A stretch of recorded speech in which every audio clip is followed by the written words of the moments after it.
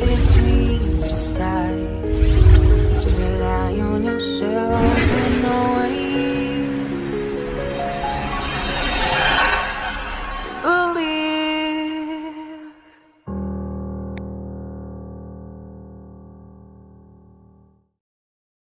Good morning. Please pardon the way things look. I am trying to rearrange my viewing space so it's a little bit more open. I didn't like it was too close.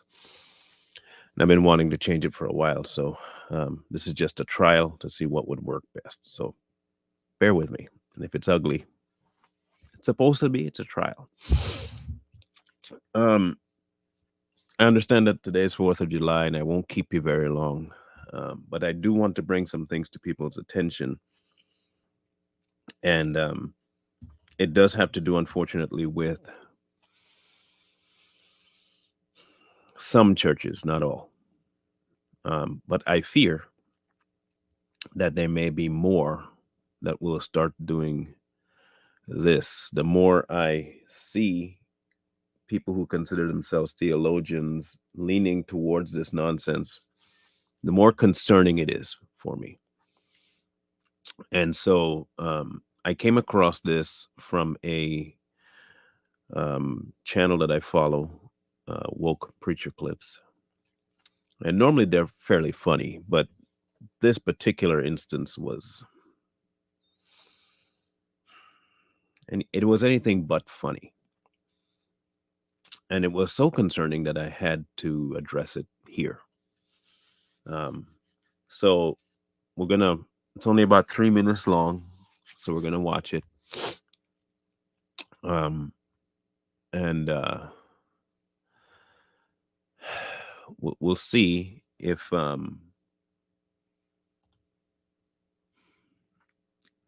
you guys can make sense of it, because I couldn't. We'll watch the whole thing without interjecting first. And it's only about 3 minutes and 30 seconds long, I think. Let me verify how long it is. Yeah, 3:36. So we'll watch the whole thing out. And then once it's done, I'll come back on and we might nitpick a little bit, but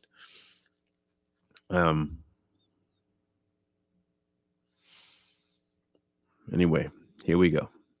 So there's two things that I really like about this story, and that I want to talk about. One is that there's this line near the end that some grown-ups get hung up on. And this line, I wrote it down so I would remember what it is. God created humankind in God's image. Male and female, God created them. And some grown-ups read that line and they think that God created only male and female. I'm like, well, but that doesn't make any sense, because we know that there's lots of people who are beyond and between male and female. I'm trans, right? Like, we don't have to go very far to see this. But then if we look at the rest of the story, it helps us make sense of that line. So if we go back to the beginning, right to the very first thing, when God creates day and night, what's between day and night?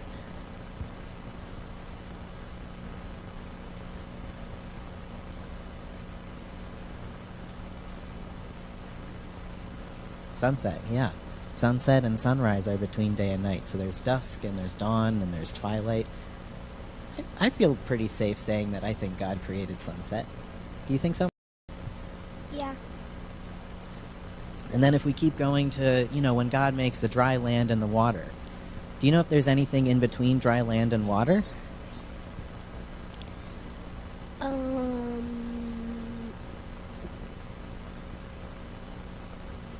Like maybe the beach or like wet sand. There's beaches, there's wetlands, there's swamps, there's so many things that aren't just dry land or water. Can you? Water. Water, yeah. Water is good. And then, even when we were listing off all the different animals, you kind of already came to this, where there's some animals that live in the water and on the land, right? Like an axolotl and a gecko. So mostly just stay in the water. But they can go on land too. Yeah. Do you know any birds? This is a question for anyone. Any birds that also live in the water? Pelican. Pelicans, like I said earlier. Yeah. And there's so many seabirds that just, they fly and they spend so much time in the water. Like a kingfisher. Yeah. There's so much diversity in God's creation, so many different kinds of things. And even when the story tells us, oh yeah, tell us. A duck.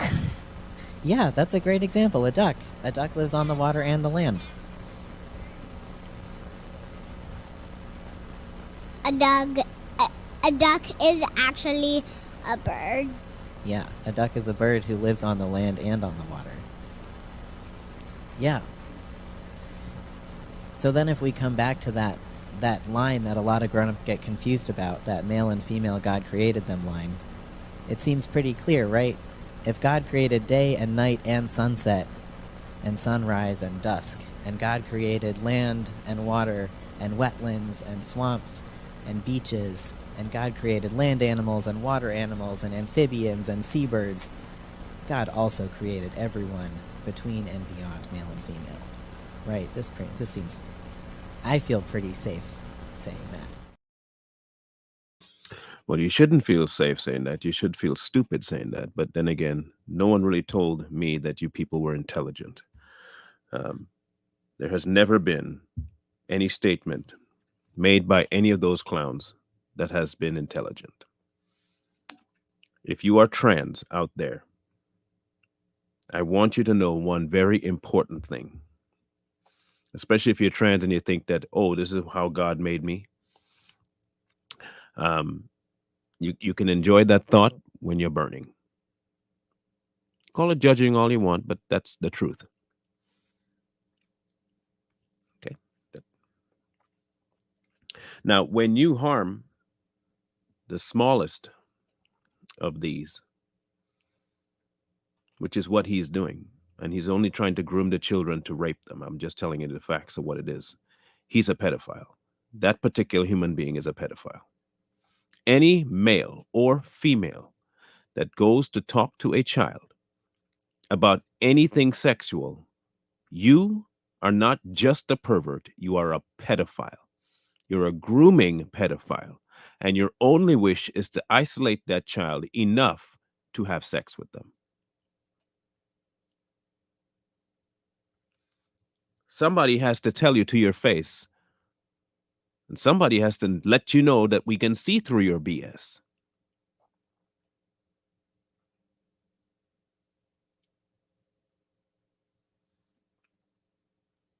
This is modern day Sodom and Gomorrah, people. This is modern day Sodom and Gomorrah. When God said he made male and female, that is what he said. When he burned Sodom and Gomorrah to the ground, it was because they thought like that disgusting pedophile.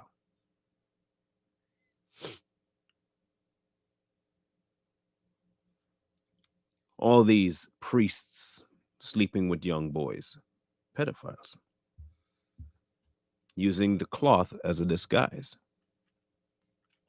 You see, you can make a whole lot of things sound good if you say it's coming from God.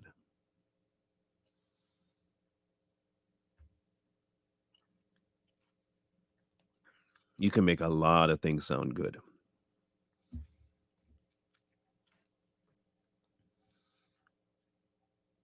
Now, someone asked, how did we get to this level of complacency? By complacency. We got to this level of complacency because we began complacent. You see, what we started doing is as the church started to become more prominent in the secular light, we moved into where the world was beforehand. So, like, what the world used to be against and didn't fully accept, the church didn't accept it even more. And as the world started to accept that and move forward, we moved into a different location where we accepted what the world accepted before, but not quite what they accept now. We kept trying to catch up to the world instead of staying where we were supposed to be.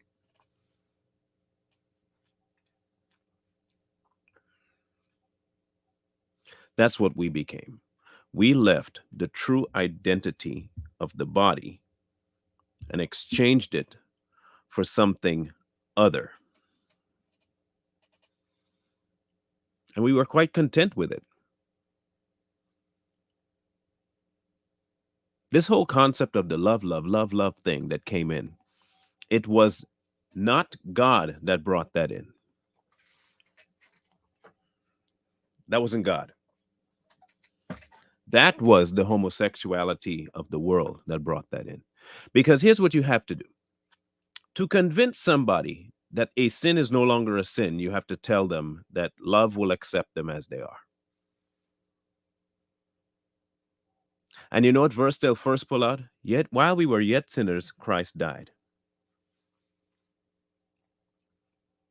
And they take that verse and they run it all the way through to say, yo, that means regardless of what I do, God loves me. And if God loves me regardless of what I do, then it must mean that he's okay with it. And not only is he okay with it, he expected me to be this way and has made accommodations for me to be this way. And not only did he make accommodations for me, he is proud of the way I am because he made me this way. All from while we were yet sinners, Christ died.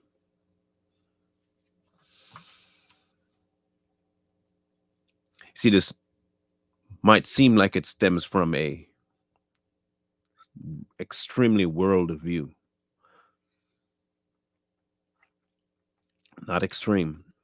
They just got to let you know that love is the key. You'll hear this all the time, right? Do you remember back in the day, the song We Are the World? You remember that song, We Are the World, We Are the Children? We are the ones to make a brighter day, so let's start giving. There's a choice we're making. We're saving our own lives.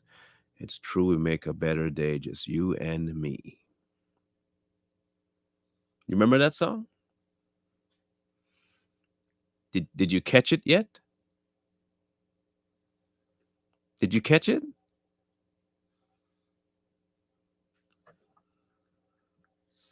Did you catch what the song is actually saying?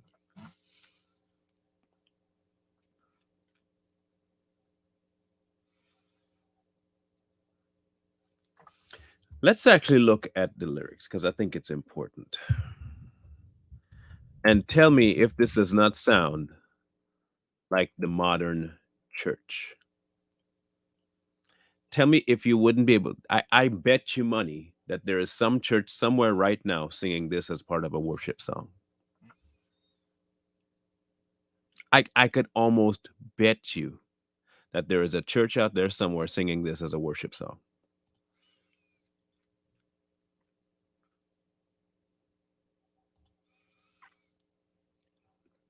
Okay?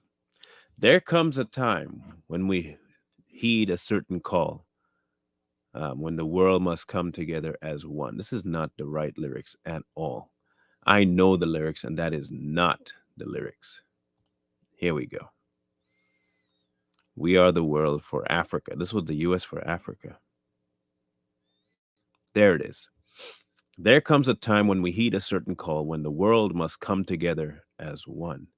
There are people dying, and it's time to lend a hand to life, the greatest gift of all.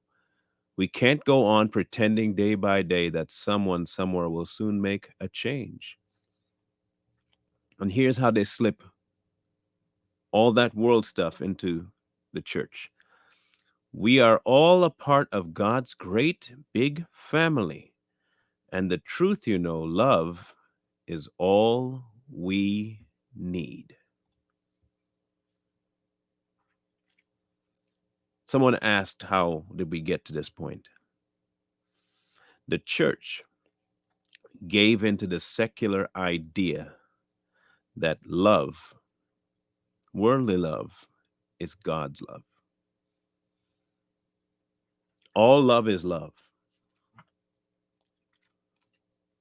The difference between the world's love and God's love is that God's love is pure. And in God's love, there can be no dark. When God, there's a song, another song, and I'm hell bent on songs, but I'm gonna find this one too. Okay, I did the song just this weekend, and it took on a whole new dimension for me, not in terms of the TD Jakes dimensions. Okay,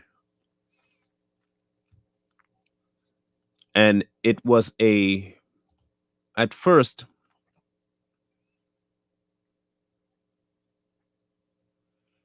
I was stuck on a certain portion of that song. But after last week, the song took on a whole different meaning because it pretty much depicted my journey. And it says, I've been strong and I've been broken within a moment. I've been faithful and I've been reckless at every bend. I've held everything together and watched it shatter. I've stood tall and I have crumbled in the same breath. I have wrestled and I have trembled toward surrender, chased my heart adrift and drifted home again, plundered blessing till I've been desperate to find redemption. And at every time I turn around, you're still there. Lord, you're still there. Then it says in the pre-chorus, I was found before I was lost. I was yours before I was not. Grace to spare for all my mistakes. And that part just wrecks me. That's where I used to get hung up on. Because I used to say to myself, these are not mistakes. They're not mistakes, and they're not. My life was filled with intentional disobedience. And yes, there's grace, but I was intentionally disobedient. Then the chorus shows up and it says, and I know I don't deserve this kind of love. Somehow this kind of love is who you are. It's a grace I could never add up to be somebody you still want, but somehow you love me as you find me. And that is true. Because it is his love for his creation that compelled the sacrifice. It's his love for his creation that compelled the sacrifice.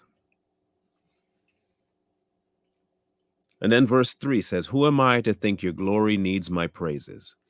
But if this borrowed breath is yours, Lord, take it all. You are faithful and you are gracious, and I'm just grateful to think you don't need a single thing, but you want my heart. Now, in the bridge, it says, if you want my heart, I won't second guess, because I need your love more than anything. I'm yours. Your love is too good to leave me here.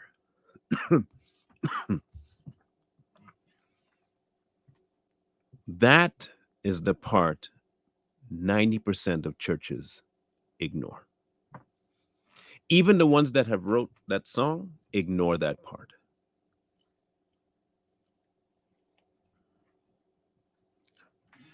When you encounter God, God is not in the business of accepting you as you are and leaving you as you are. Because all of us encounter God in sin. All of us, our initial meeting is in sin. So he does, in fact, meet us there. However you want to say it, he meets us or you meet him. Either way, your state is in sin. His state is in holiness. And there is a guard between you two. You cannot touch him, and he can't touch you. That curtain, the access point between you and him, is Christ. He built a doorway in that curtain so you can access him. And once you've passed through that, the person you were to the world, to yourself, to your family is gone. How you identify, gone.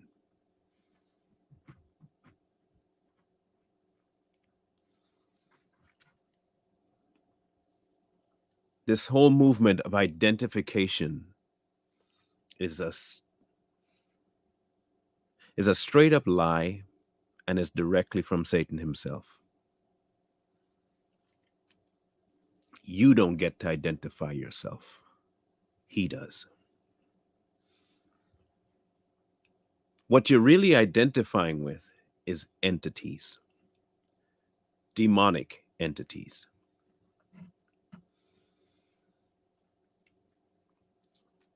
The man in that church environment, that they call it, grooming the children, chose to identify with a sexually deviant spirit and is disguising it as though God ordained it. He did not. I don't care who you are or what you believe. If you are a gay preacher, you are not a preacher. If you're a lesbian, you are not a preacher. If you're gay and you think you're a Christian, you are not a Christian if you are still gay. You never gave up anything. You cannot be, I will say this out loud, you cannot be homosexual and Christian at the same time. It is impossible. And no, God does not allow you into his presence as a homosexual or a lesbian or a bi or non-binary or any of that crap. You cannot be in his presence with that moniker on you.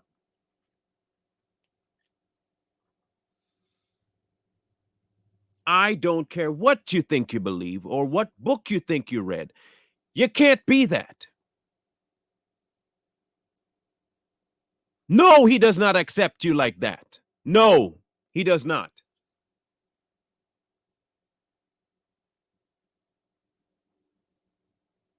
The exact same way he will not accept you if you are promiscuous.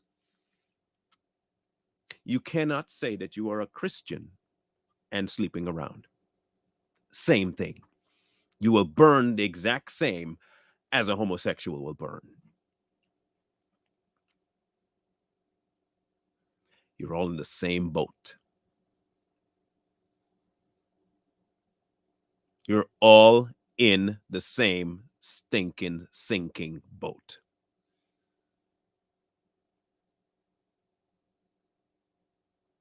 You are no better being a hoe and a man whore than a pedophile who has raped 50,000 children. You're going to end up in the same space. I hope you know that. If your body count is what you look at, you are no different than a pedophile. Same thing. Exact same thing. Without God. The same way that if you were those things and you have died to self, you are in one location in Christ. And once you're in there, that former is no longer. Anyone who identifies you as that is inconsequential to your life. Once you have crossed that threshold into God's life, you can no longer identify with anything to do with the world. It's not possible.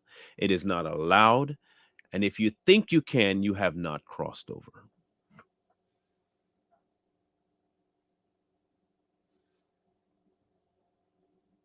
This whole movement, hear this out.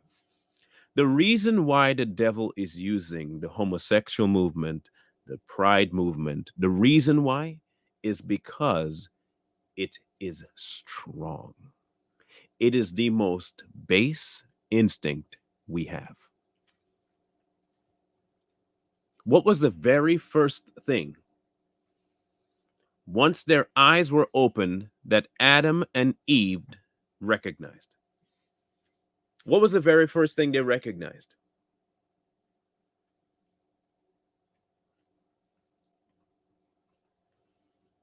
You realize the very first thing they recognized? They recognized that they were naked.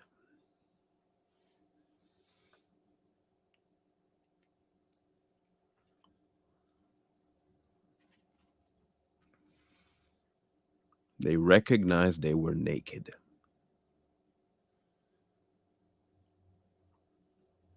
It is indeed one of the base things.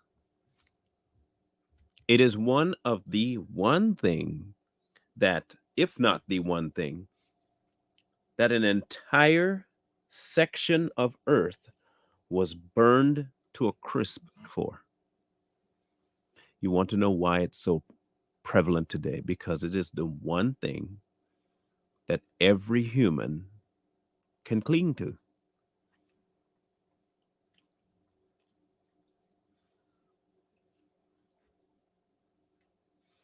The devil knows what to use. Puberty. As a child, you get older, and the playground of the mind and the activity of the body come together and have what you call wet dreams, right? The hardest thing for kids to navigate is the sexual realm because it's natural to the human body. But the giving into everything that the human body wants is not a spiritual thing. It is not of God. Control is. Self-control is.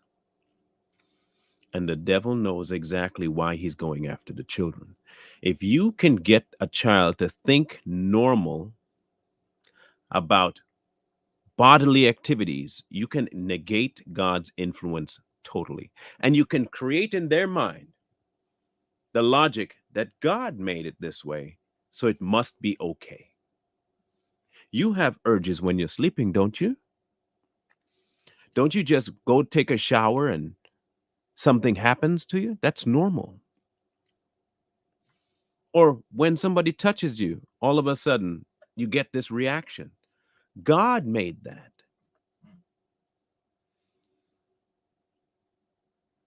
Here, look at this picture. You see these two men? They experience what you're experiencing, but they experience it with each other. And it's completely fine because, like we said, God created that. Do you see why they go after the children? So by the time the children become adults, it is now normal. You want to know how we got here? Look at sexual education back in the 90s. Look at PE classes during the 90s. Look at the outfits that schools approved during the 90s. Heck, look at the 80s. The last time you saw conservative wear for PE, I would dare say it might be back in the 40s. So now you're introducing physical activity, sweat, and locker rooms, and open forums as a regular thing. Working out, shorts. Running, shorts. Gymnastics, underwear. You want to know how we got here? Very slow but direct programming of the mind.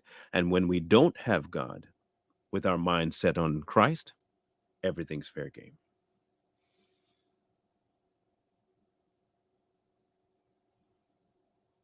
You want to know why we're in this space right now? The ones who genuinely knew God said nothing. You know why? We didn't want confrontation. Even we believed the stupid lie that we should be quiet. Oh, you don't want to offend anybody.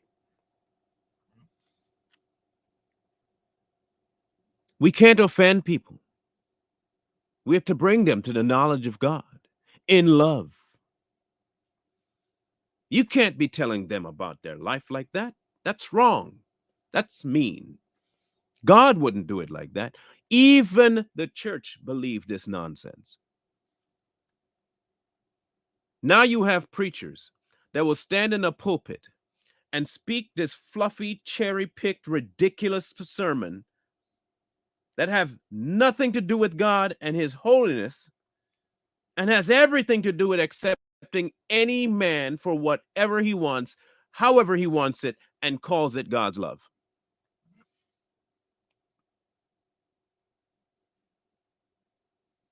We have completely moved away from God's holiness and want to bring everything. We have become the same ones that he drove out of the temple.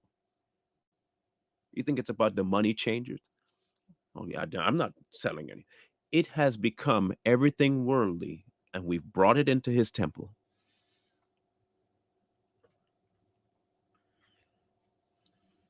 I don't want to be you when he starts whipping. I don't want to be where you are when he starts whipping your behind out of there. And trust me, he's not whipping you to have you stay. He's kicking you completely out because you should know better.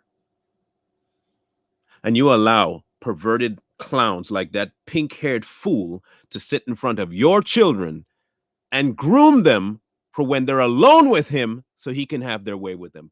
You parents are the most disgusting people on this planet. You will be held to account. You are willingly putting the smallest of these in front of these deviants and watching them get groomed to be violated, and you have no concern for it. You might as well film it and pleasure yourself, because that's exactly what you're doing. You are finding pleasure in the violation of your own child by a sexual deviant calling himself a preacher.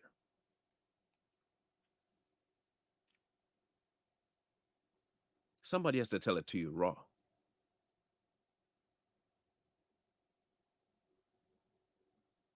They might fully demonetize this video. Don't care.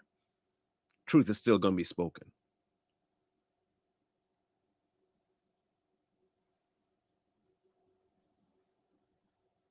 All these parents taking their children to these pride parades, having naked men and women sauntering around in front of their child, will take their child right back home, and about 50% of those parents will go and have sex with that child. You think it's too high of a number? What other purpose could you put your child in front of a naked man for? Answer me that. Why would any parent, ask yourself, take their child into a public area where naked men are dancing around proudly? The only reason you could possibly do that is because you get off on it, and you're hoping that your children will too, so you can have your way with your own child. You're a sick, demented human being.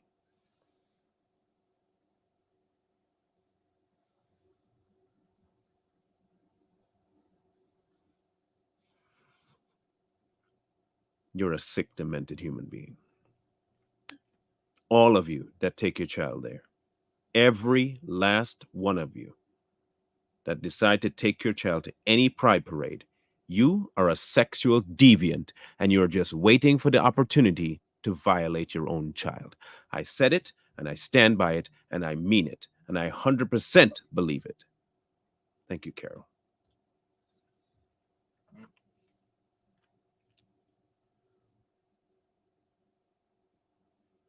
You had children simply for that case. You don't want children to love them. You hate your child because you hate yourself. And the best way is to burn them with you.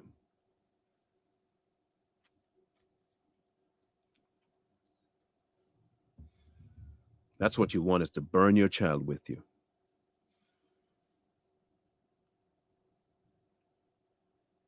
Any church that promotes that nonsense,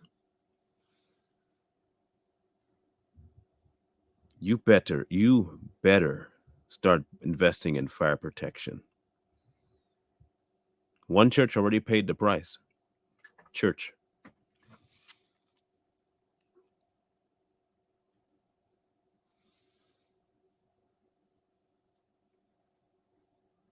Believe what you want about yourself, you deviants. But trust and believe you are not of God. Trust and believe you are not going to heaven. Trust and believe you will burn in hell for eternity if you don't turn. And the way it looks, you don't want to turn, so enjoy hell.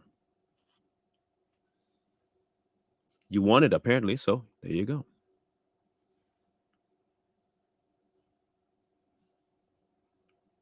And if you think I'm judging you, perfect, then I'm judging you. Do something about it. I'm judging you. Use the same measure. Go ahead. Oh, wait, you can't because you're not part of the crowd.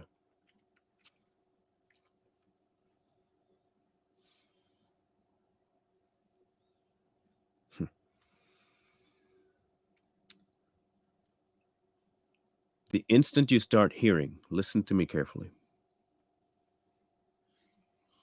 a church profess to you that as you are is how you could and should and don't have a problem staying, leave. If you hear them even remotely mentioning that as you are is okay, leave. Leave, run, slam the door, get out, get gone.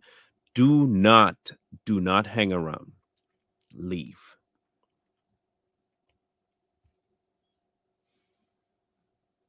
Because that is not of God.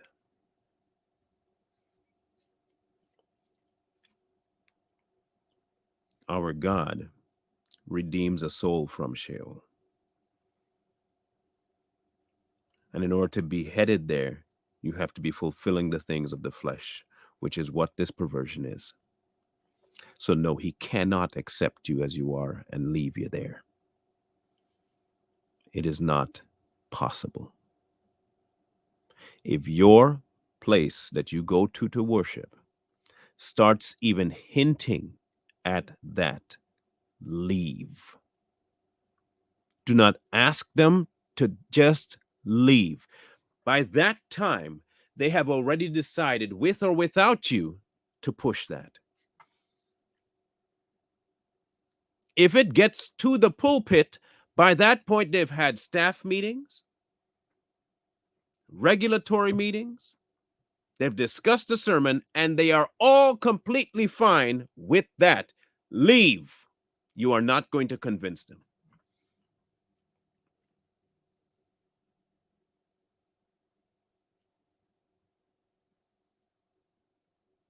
Leave.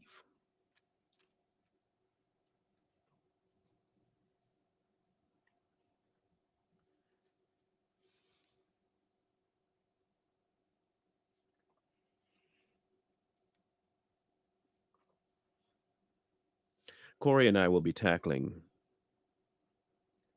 a lot of this how did we get here thing tomorrow.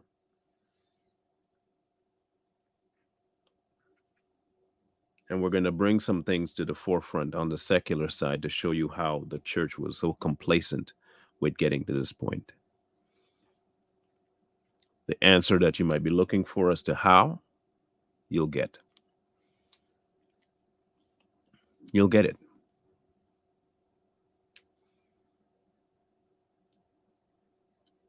God is not in the business of having you saunter around the place in your old skin while professing new.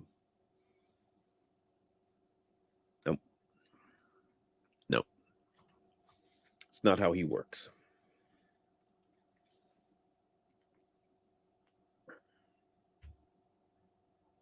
Not how he works.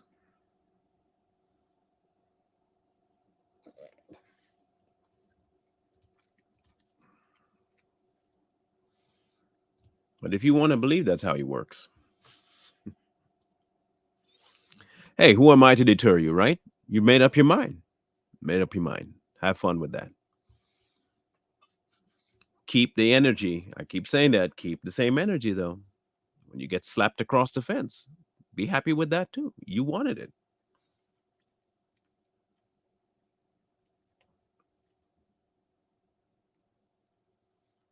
You wanted it. If we don't start having a respect for the sovereignty and the holiness and the reverence and the awe of God, we are not going to make it in this world. If we don't start getting back to regarding him as for who he is, we're done. We are done. If we stop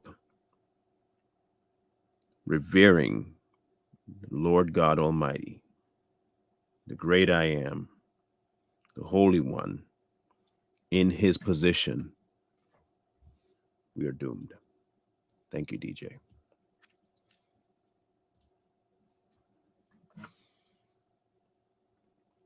We have relegated God into this sugar plum fairy.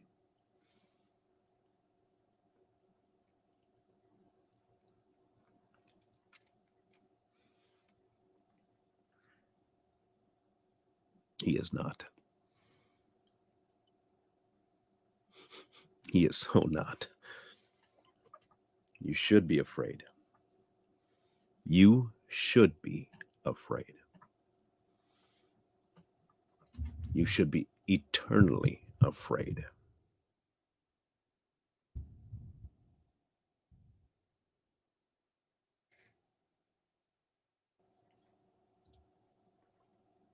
In Hebrews 10:31, for we know him who said, vengeance is mine, I will repay, and again the Lord will judge his people. It is a fearful thing to fall into the hands of the living God.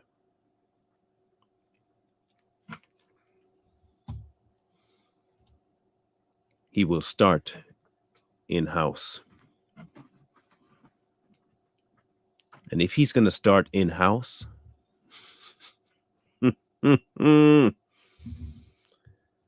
I cannot imagine what's going to become of those who are not.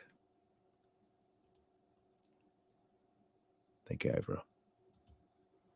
I cannot imagine what's in store for people who are not in the house.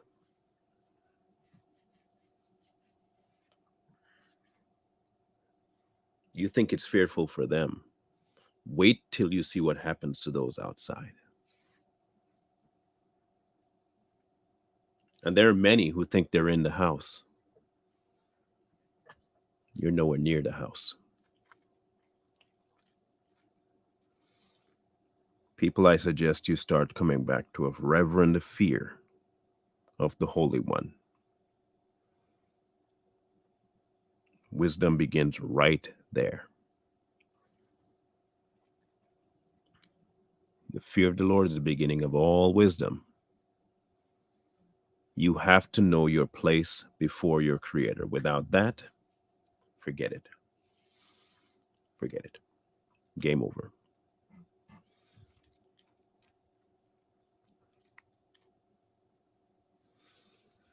Anyhow, scrolling at the bottom, again, the options for giving. If it's something that you ask God about, talk to God about, something that you're going to do, there's the options at the bottom.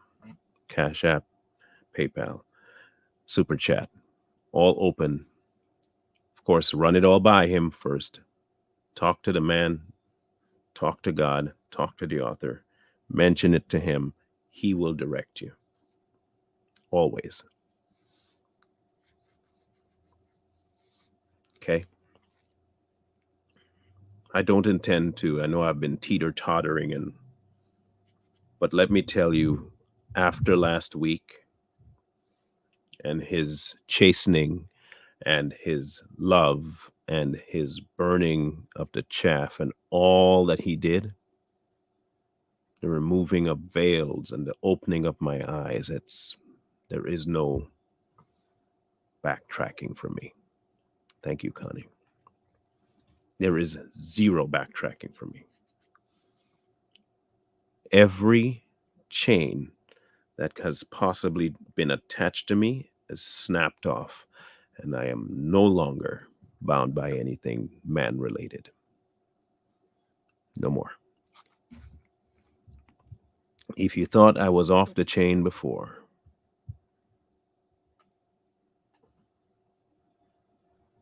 you have not seen it yet. I had many things that were just riding my coattails. And he came by and just burned them all off. Gone, gone.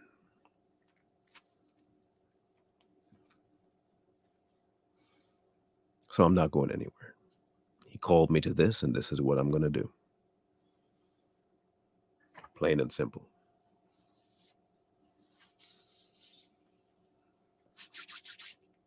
In the words of Ultron, there are no chains on me.